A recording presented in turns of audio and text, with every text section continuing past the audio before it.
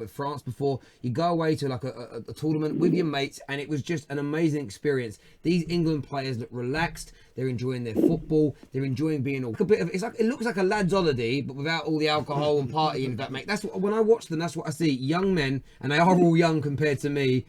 I watch them do that. Where do you stand though, mate? I read a comment here. A lot of people saying that they were some YouTube channels are doing watch-alongs and they were reading Twitter and stuff throughout the game, and there's still lots of people criticising Henderson, people criticising Lingard, John Stones. Do you think sometimes we focus too much on one or two bad passes in a game and stuff on that magnitude? What's your thoughts on that? Yeah, no, Henderson played well. He played well in both games, to be fair. John Stones played well. I think in this country, we just have a culture where sometimes if a player doesn't perform like great passes all the time, we criticize them, and I think it's ridiculous. No, I agree. You're right. Mate, really appreciate your call. All right. Before I go, I just want to ask one question. Mm-hmm. I don't know how you guys feel about this, but I was just wondering, if you were the manager, and obviously we've got Belgium next, would you want to go all out and win the group, or would you be happy with second? I want to go for the win. I feel like it would be a good thing in terms of developing the mentality and to start developing more of a ruthless streak. Yeah, man. And seeing ourselves as teams that are better than our peers. And I feel like it will just be good to go for it and to instill a confidence. I feel like, as impressive as England has been against Tunisia and Panama, I feel like the litmus test is Belgium. Not just in terms of finishing ahead of the group, but just also going forward, because this is the quality of teams that we'll be facing in the round of 16, the quarterfinals, so on and so on. So to be the best, you've got to beat the best. England haven't earned that yet. We're not entitled to that yet. Yeah. We've looked great, but we're not there yet. Belgium will be where we'll have a good indication of where we are. Mate, okay. Yeah. Cheers. Thank you for your call. Bye. I agree with what you're saying there, Chris, completely. Like, I think we need to go for that win. I don't care who's second and first in the group below us, our potential opponents. I think if we beat Belgium, the confidence that could instill amongst these young men. And there's a great comment here that says Lingard is a mank and he's mates with Trent, who is a Scouser. That would never have happened with past England teams. Great chemistry within this squad. And that's from Michael. And I think he's right. I mean, we've heard Paul Scholes been very open and frank about how England camps were Man United one side, there'd be Liverpool the other, and then there was like Alan Shearer and his kind of clique. And that's not conducive for creating a great team atmosphere. And it does appear that Gareth Southgate he's the manager. So again, we always hold managers accountable when it goes wrong. So I'm going to hold him accountable when it's going right. That he has helped to create that. But where do you guys sit on people that will still sit there and they'll criticise Henderson, or they'll criticise? I see lots of people on Twitter. Loftus-Cheek isn't good enough for England. What do you say? Do you feel like some people are overly critical of individuals based on who they play for at a club level? Do you think that's the main reason for it? Yeah, I think it's going to be a combination of that, and also a combination of just not seeing those players outside of, seeing their own team. So if I'm a Liverpool fan and I'm being what you consider overly critical of, rival players such as Loftus-Cheek or, the Spurs players or the United players, so on and so on, it's also going to be because I don't support those clubs. I don't watch those other clubs as much, and I won't be as well versed in what they're capable of as much as I'd be in the Liverpool players, because they're my team. So I think it is a bit of bias, but it's also just a case of, having the visuals and those being available. I don't think that's a big concern at this point. I think as long as England keep on performing well, you won't see that kind of critique to any great degree. And I think that's it, really. Excellent. We have Devon on the Skype calls ready for us now, all the way from Atlanta. What's happening, brother? Jeez. What's going on? How y'all doing, guys? What's going on? Oh, yeah, man. Jason. Happy morning, man. Happy morning to you guys, especially. Beautiful game. Mate, I can't say it. I'm just very, very, very proud of my nation. Excellent display from everyone on the pitch. And yeah, look, you can pick out a few odd bad passes here and a few bad moments, but over the course of 90 minutes, we were 6-1 better, and that's the main focus here. What did you make of the game? I thought it was a masterclass from England, and there's a Harry that you guys haven't mentioned yet. I know Harry Kane got a hat trick, but I thought Harry Maguire was amazing. I mean, you talk about a rock in defense, a guy you knew Panama was going to come in and get chippy. They didn't really have the quality on the pitch to match up with the Three Lions, so seeing England not get sucked into a foul fest was refreshing for me, and I think Maguire and Stones were the two best players on the pitch. And I know that's going to come across strange when you have a game where Harry Kane scores a hat trick and Lingard was all over the place, and you guys were clear and concise and precise in attack. It was beautiful to see. What do you? A lot of people as well tweeting and talking about the fact that both Tunisia and Panama created openings and opportunities against England, and people come out with comments such as a better side is going to cause England more problems, is going to rip England apart. From when you think about England as a nation solely, do you think they should be fearful of Belgium, Germany, Brazil, and France as an example? Well, Terry, we talked about this. You play one team on one day. That's it. 32 teams made this tournament. Every team that's here has their merits. Every team that's here has the ability to put goals in the back of the net or stop goals from going in the back of the net. So that argument is bunk. The only other team that England has played is Tunisia, or today, with Panama. So should they be fearful? Who isn't fearful of Belgium? But should Belgium be fearful of playing England? England just put up 6 today. Right. So I think that's just going to be a clash of two great teams with two very different styles, and with a lot of players that know each other from their club experience. So I think that Belgium England is not something to fear. It's something as the fan, as the neutral observer, that I can sit back and say, bully for great football. But no, I don't think England should be fearful. I think that they should just continue to do what's worked for them to this point.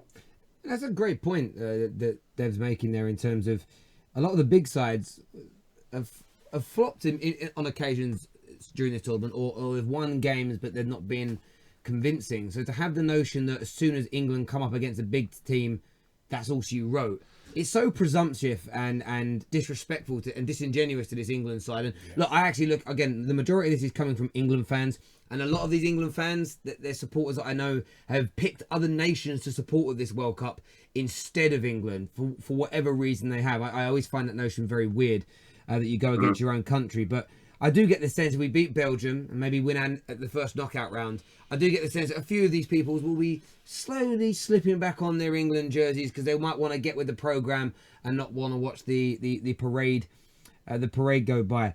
Well, I think that, again, you have to look at a situation where you guys have had some heartbreak. I mean, let's just be honest. I mean, my team's not in the tournament, and that's terrible. But in some instances, you'd almost rather sit back and be a neutral than have people miss penalty kicks. Absolutely agree. To go out. So, mate, really appreciate you coming on the show as always. And I know we'll hear from you later on today. Yeah, I'll be at the Atlanta United Portland Timbers match at Mercedes-Benz later on. So if I don't catch you after the second game, I'll see you tomorrow. Top man. Speak to you later, brother. Right, see you later. Cheers, Enjoy the game. See you, mate. Fair dudes there. Any more calls, Jay? Let's get the calls through. Let's hear from these fans.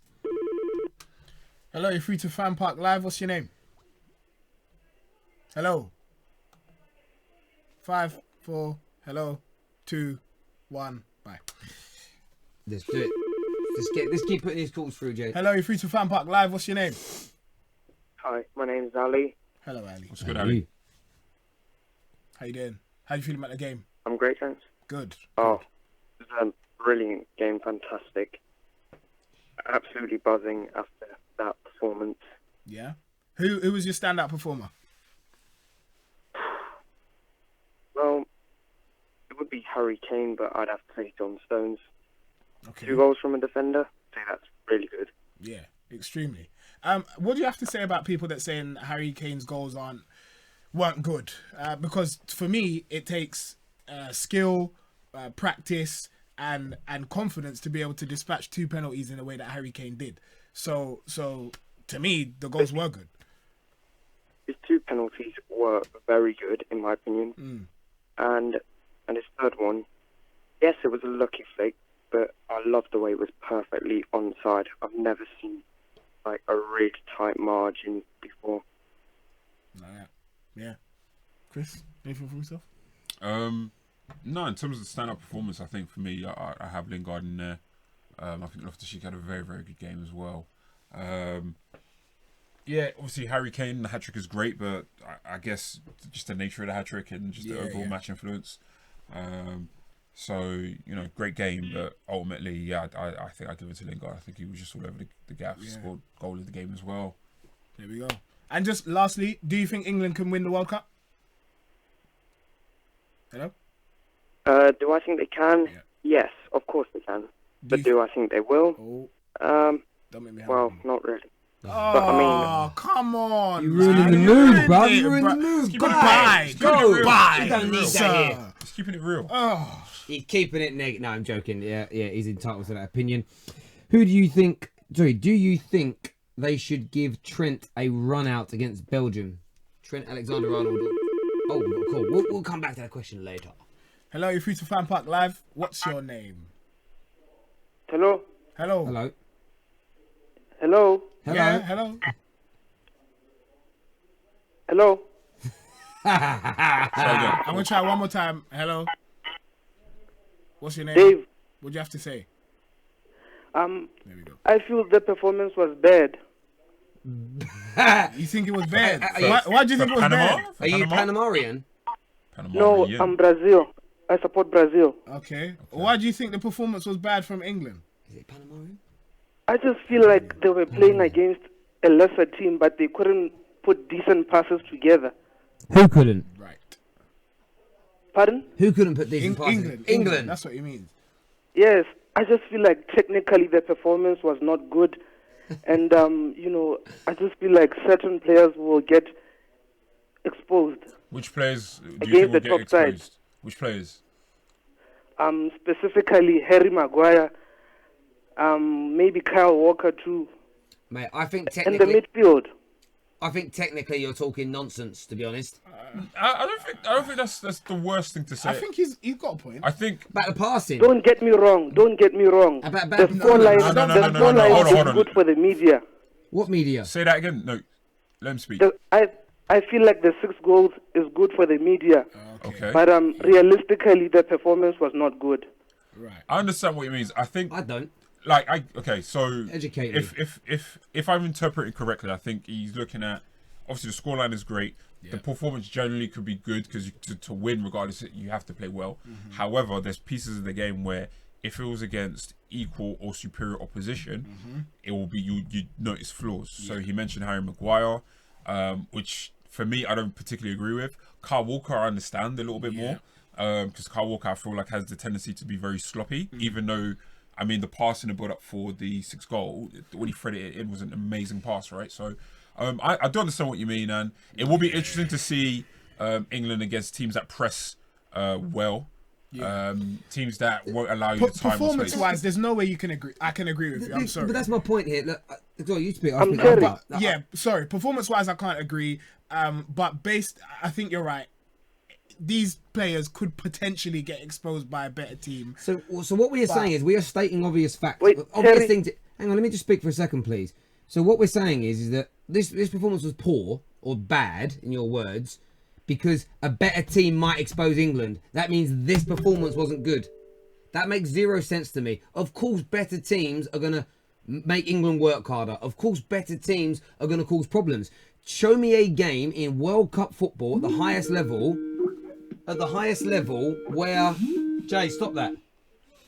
Show me a game at the highest level of football where a top team hasn't caused problems for the team they are playing against. It always happens. Now, of course, every England fan that knows football has spoke about the fact that they're not overly confident with our midfield and with our defence before the tournament even begun. What, Jay, what are you doing, bruv? You are destroying this. At the end of the day, you're doing that. Of course it's you. Let's not lose our edge. Handbags. At the end of the day, England have performed well today. There's absolutely no doubt about it. To score 6 goals at a World Cup For Harry Kane to get a hat-trick, John Stones to score 2 goals is a wonderful thing. We're flippant here talking about winning the damn tournament because we don't truly believe it's going to happen. We know it can. But it's about celebrating England and celebrating the nation when they do a very good thing, and they did that today. Terry. Oh, Go on. so the bass in his voice. Terry, Yeah, I'm listening. Oi. I want you to be realistic here. Let's forget the scoreline. Was the performance good? How can I forget the scoreline? The scoreline is the Let's put game. the scoreline aside. Was the performance good? I want you to be honest. Was the performance good? I can't lie to you. I don't believe you're Brazilian, bro. Of course he's not. Listen, hang on a minute. So you want me to be honest? When am I not honest? Of course the performance was good. We dominated the ball. We passed well. We created. We caused them... Hang on. The passes Hang were on, not whoa, good. let me speak. The passes were You not listen, you can good. ask me a question, let me speak. We pushed them so far... We made them punch us and elbow us in the face in the first half. The passes were not good, Terry. You're, Be you're honest. chatting The out your passes were not good. backside. You're chatting out your backside. What passes weren't good? Whose passes weren't good? Are you focusing on the 1 or 2 poor passes that happened? The whole team, the passing was not good. Absolute They were bollocks. trying to play out from the back, but it was Bollocks. terrible. Bollocks. I am calling bollocks on that. There may have been some bad passes in the game, but to call the whole performance nonsense and bad, absolute dog's bollocks, mate. Brother. Okay, this is all good. You're really not Brazilian, bro. Why are you lying? You're not Brazilian.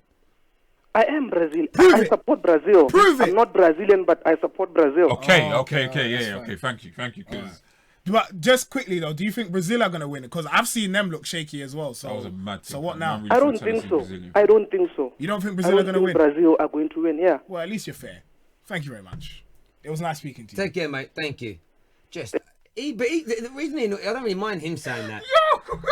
It's the fact that it's literally the fact that I'm seeing England fans say this shit as well. Yeah. And it's like, just be positive for one damn minute. I'm so dead. It's alright. Man bought the Brazilian shirt. You turn Brazilian. Oh my god. I'm not Brazilian, but I support Brazil. Don't, man, you're a turncoat. You don't even support your own country. Oh man, my man god. Don't, man don't even support his own country. Nah, Do Yo, it. He's hey, alright. today's a funny day. We don't know where he came from. This guy watches football once every 4 years. Is what Jack has said here.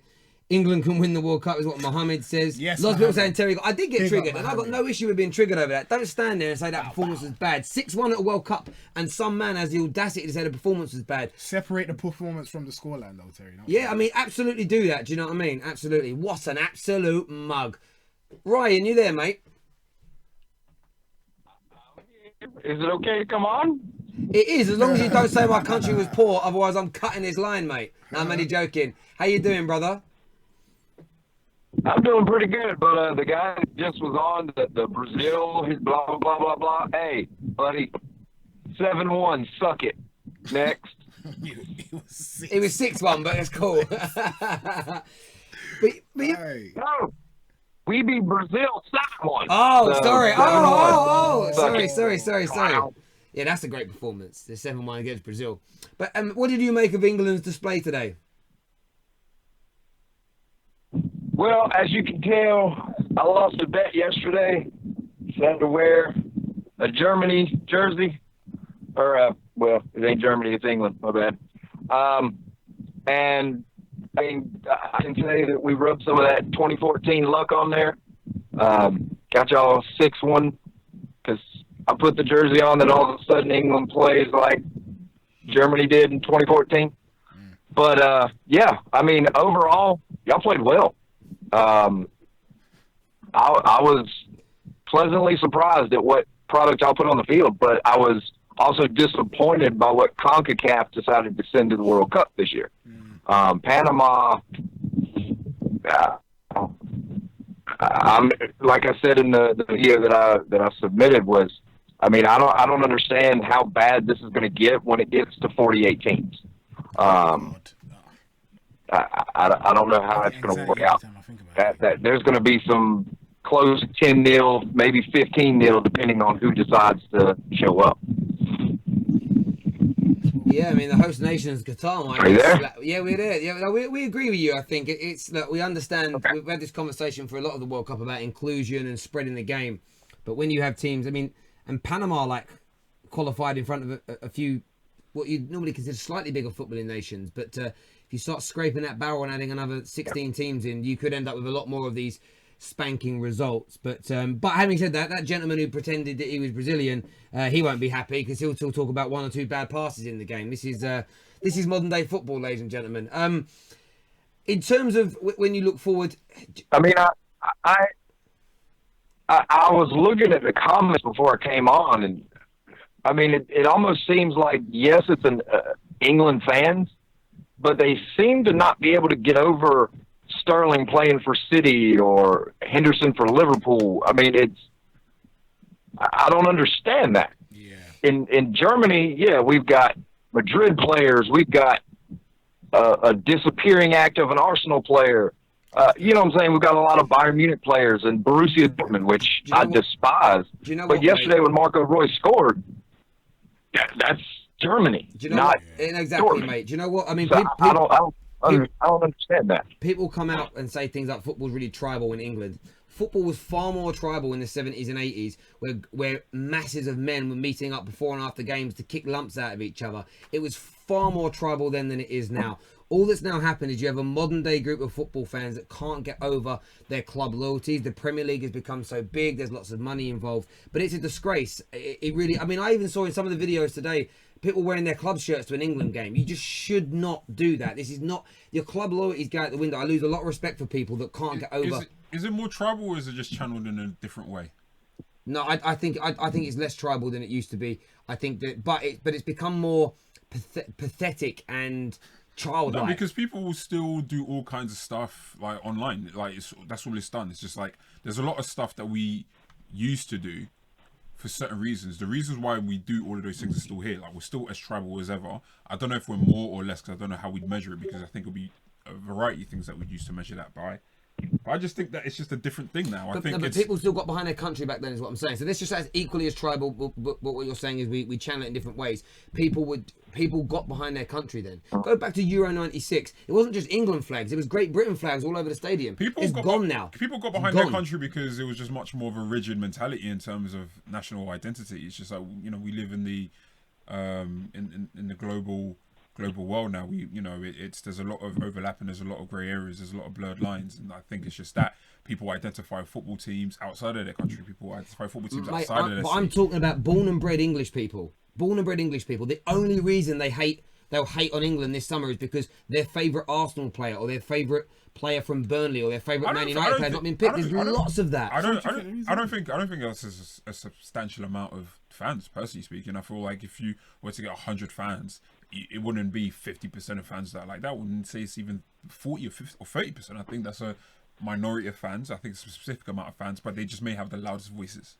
Maybe. I've stood in Wembley and seen Gary Neville taking throw-ins. I've seen Gerrard playing, and those individual players get absolute abuse from England fans at England games that those people have paid for tickets for. That's why you get this sort of stuff going on. It's been going on for at least 10 to 20 years. People have become so protective over it, and the media are a big part to do with that, because what happens is, it all really changed in 1998 when David Beckham was sent off and he became the first England player to really be the mob roar and the mob attack on him nationally. It made Man United fans defend him. And then what Man United fans did from that point for me is they then went after players of their rival clubs whenever they played poorly for England. And you made people defend their own more than they've ever done before. But any big side of big players, any big country of big players has that same issue. I speak as someone who supports France, who's born in France, who sees it in French media.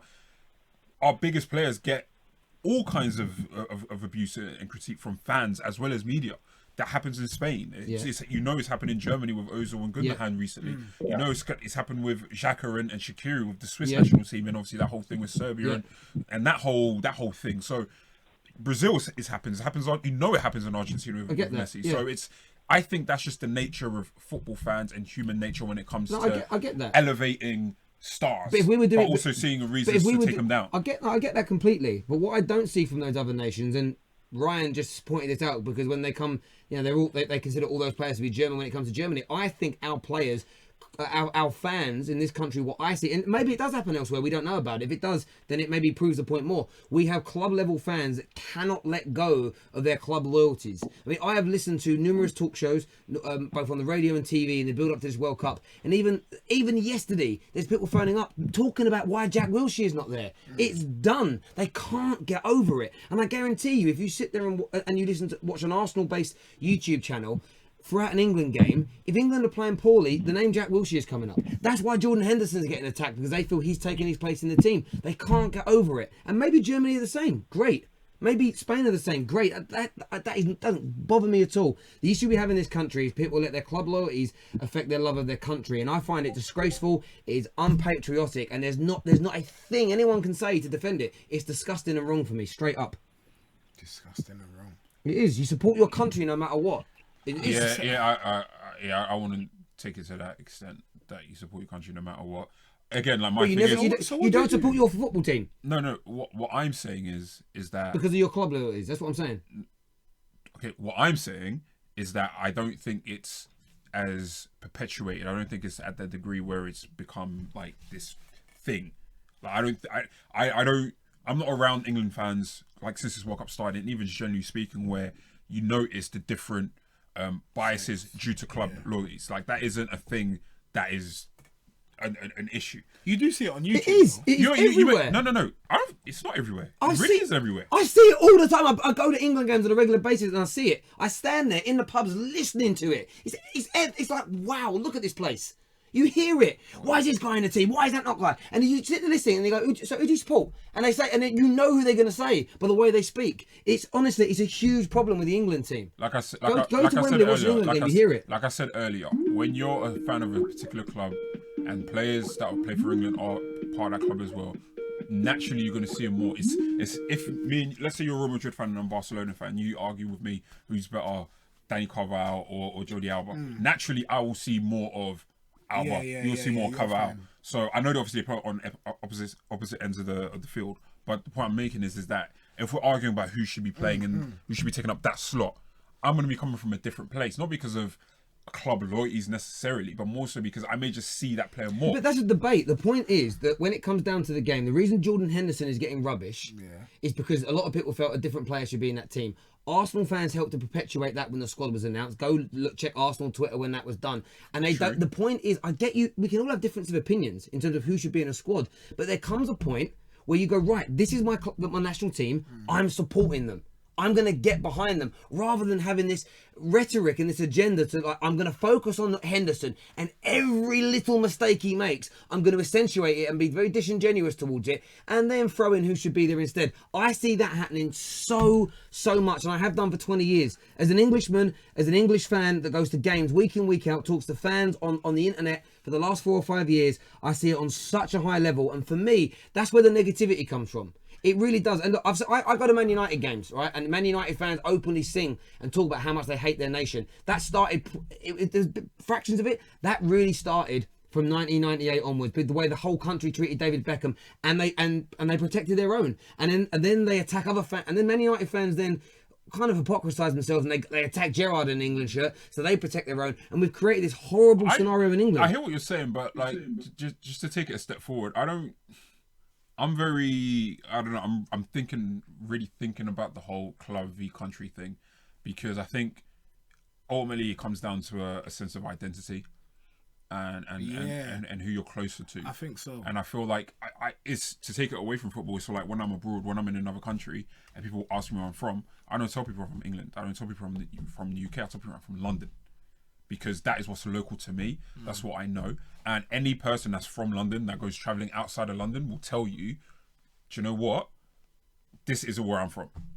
Those two cities may be alike, but it's not alike. It's not similar to what it is to London. So I use that point as a parallel to say, when it comes to club v country, I understand the bias to a degree, and I don't critique fans that hold that bias to a certain extent, only because as a fan, there isn't a rule book for how you're supposed to identify with your club and the country that you support.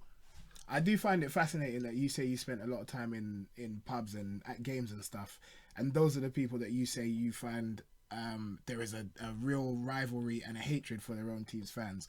Whereas you, going back to the people you spend your time around, you say that you don't notice that at all. And I'm not saying I don't notice that it's at all. less to a But lesser it's extent than you do. it's the minorities for me. And I think it might be because you're on the internet. People say some wild stuff on the internet a lot, and you're more in tune with what those people are saying. But I have to agree with Chris. Like I rarely, even this World Cup, speaking to people say they were willing to put their club rivalries to the side for the sake of England doing well, and it is only on the internet that I see people. I feel like it's real people on the internet. They're real people still. It's not about them being real people. I just feel like, generally speaking, negativity tends to have the loudest voice. No, I get that. It is a quantity of people. I think there's a lot of people, and it can even be the minority. But those people, I'll go back to my point though. Those people that do it, whether it's 1 out of 100 or 50 out of 100, I find it disgraceful. When it comes to anything, whether it's cricket, rugby, athletics, the Olympics, boxing, for me, you get behind your home nation, you get behind the country that you're from. Some people are very lucky. Some people have connections to 2 or 3 countries. Support all 3. I don't care about that.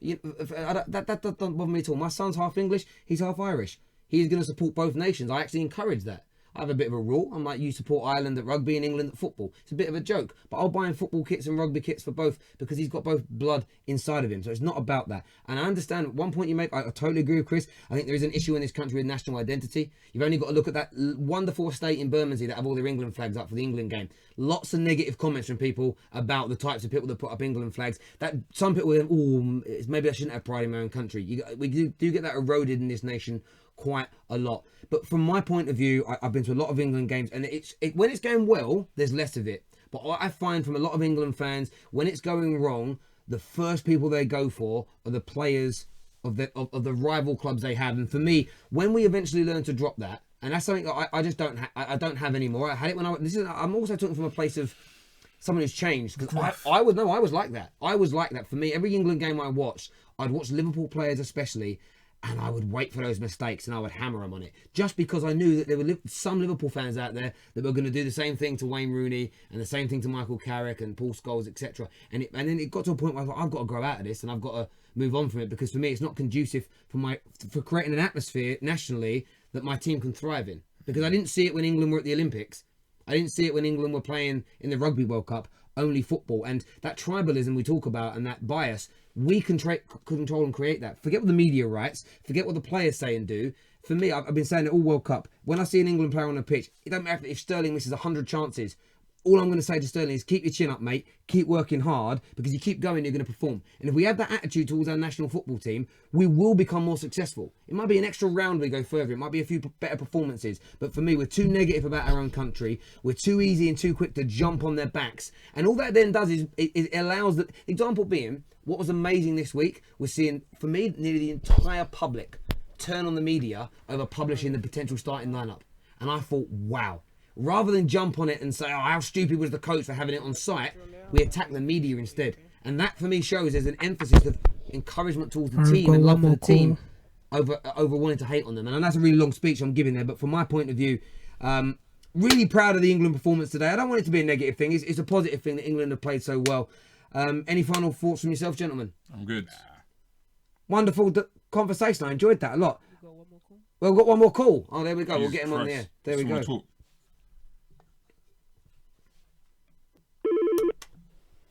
Hello, you're free to FanPark Live. What's your name? Oh, good afternoon, mate. Can you hear me? Yes, I can. Loud and clear. Too loud, in fact.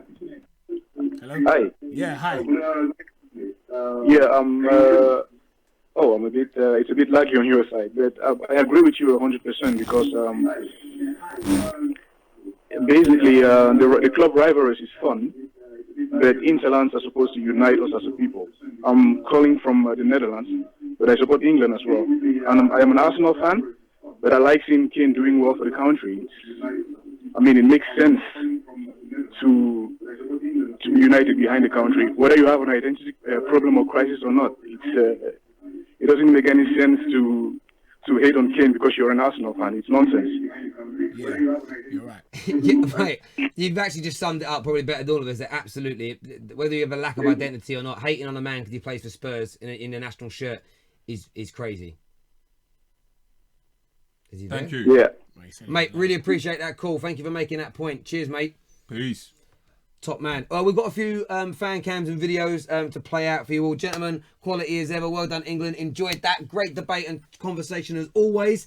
Everyone take care. God bless. Smash that like button and we'll see you all again very, very soon. Bye-bye. Peace.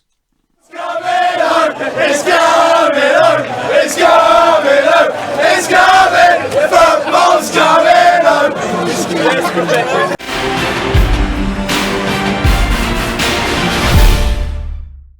6-1 against Panama. How are you feeling? I'm feeling pretty good. Is that it? Come on.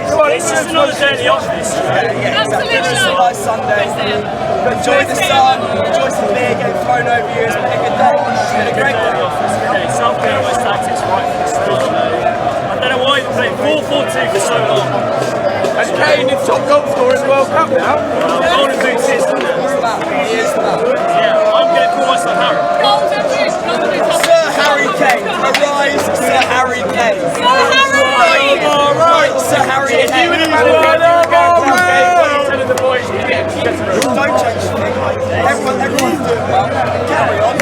Same again next week. See you later, Belgium. Yeah, exactly. Couldn't agree more. Just keep